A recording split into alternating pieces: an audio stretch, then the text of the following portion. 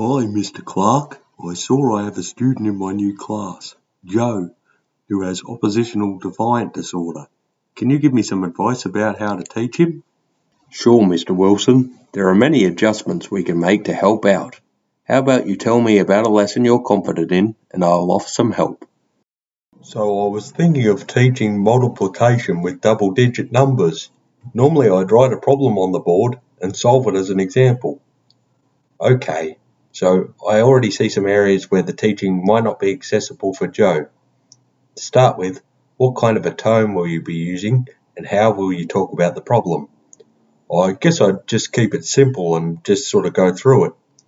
Yeah, that's fine, but you have to be careful to make sure you don't announce the problem as being too difficult or too easy, as if you say it's too difficult, then Joe will think he'll never be able to do it, and if you make it too simple and Joe can't do it, then it might make him embarrassed to ask for help.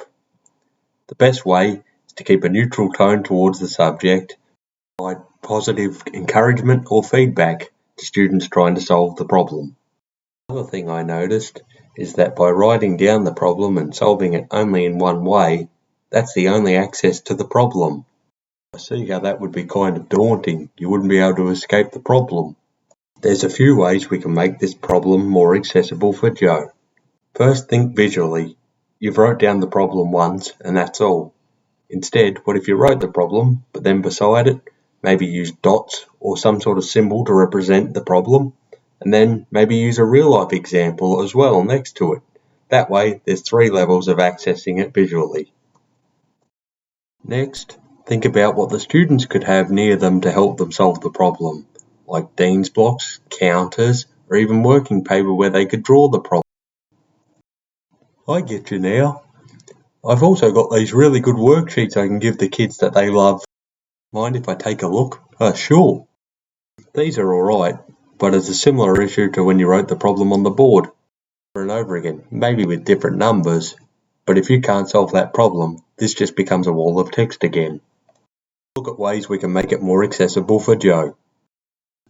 By drawing up the example from the start of the lesson at the top, Joe has something he can always go back to if he doesn't quite understand.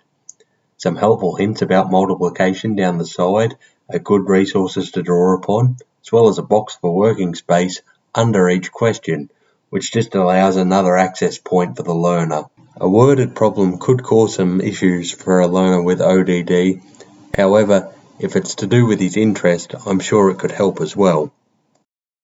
All this will mean we're breaking down barriers for Joe's learning. Yeah!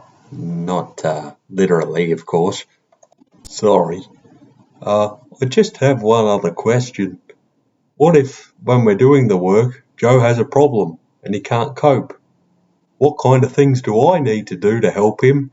And does he have any coping mechanisms? I'm glad you brought that up.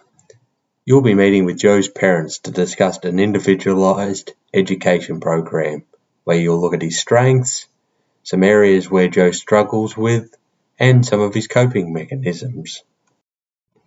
And along with Joe and his parents, create goals that you can work on throughout the year. You might discuss how to communicate his emotions better when he's feeling stuck on a problem.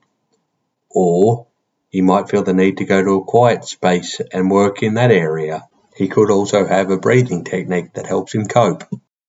He may also tell you how he does and doesn't like working in a group. Okay, I understand now. I'm excited to work with Joe. That's great.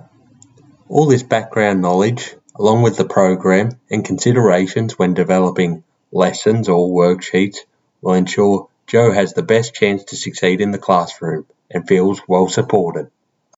Go Joe! I didn't mean literally. Actually, that's pretty good. Go Joe!